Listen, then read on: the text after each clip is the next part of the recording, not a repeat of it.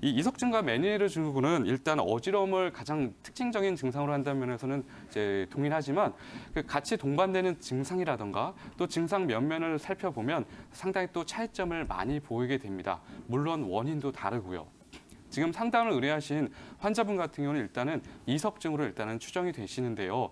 이석증이라고 하면 귀에 있는 우리 몸의 균형을 담당하는 평형기관인 전정기관에서 일종의 칼슘 덩어리는 이제 이석이 떨어져 나오면서 이 어지럼과 함께 구토 그리고 안구 진탕과 같은 불편감을 일으키는 증상을 말합니다.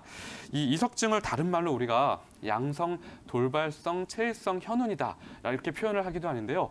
양성이라는 말은 무슨 뜻이냐면 귀나 뇌 질환 없이 즉 검사상에 아무 이상 없이 어지러움이 나타난다는 뜻이고요.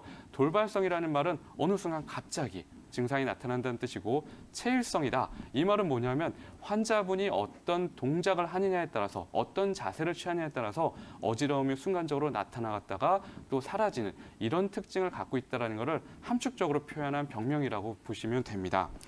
이제 환자분들의 말씀을 들어보면 몇 가지 증상이 좀 특징이 있는데요.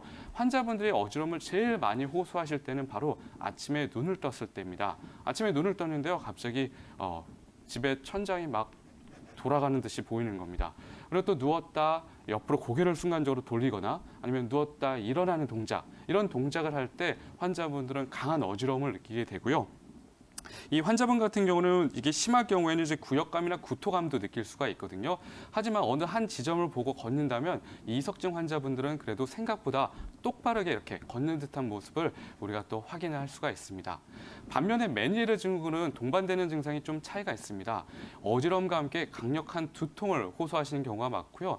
귀가 먹먹하다고 느끼시고 귀에서 소리가 울리는 듯한 이명 증상이 나타나고 귀가 뭔가 꽉 막힌 듯한 귀의 충만감도 같이 호소하시는 경우가 많습니다. 이 메니에르 증후군은 원인이 바로 이제 우리 몸의 혈액순환과 함께 수분 대사에 가장 중요한 역할을 차지하는 바로 림프 순환의 장애로부터 시작되는데요. 이 뇌 림프 수종이라는 것이 발생을 하면서 이 어지러움이 발생을 하시는 겁니다. 반면에 이 앞서 말씀드렸던 이석증 같은 경우는 아직도 정확한 원인이 뚜렷하게 밝혀진 바는 없고요.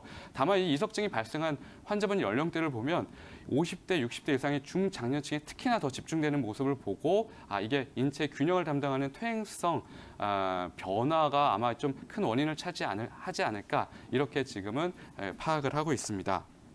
이 메니에르 증후군 환자분들은 발병 연령대가 그리고 또 비교적 좀 넓습니다. 20대에서 60대까지, 즉 중장년층뿐만 아니라 젊은 환자분들도 많다라는 점에서 우리가 이석증과 좀 구별할 수 있는 좀 포인트가 될 수가 있고요. 근데 임상적으로 가장 큰 특징적인 차이는 뭐냐면 이석증 환자분은 어지러움이 나타날 때 그 나타나는 지속 시간이 비교적 좀 짧습니다.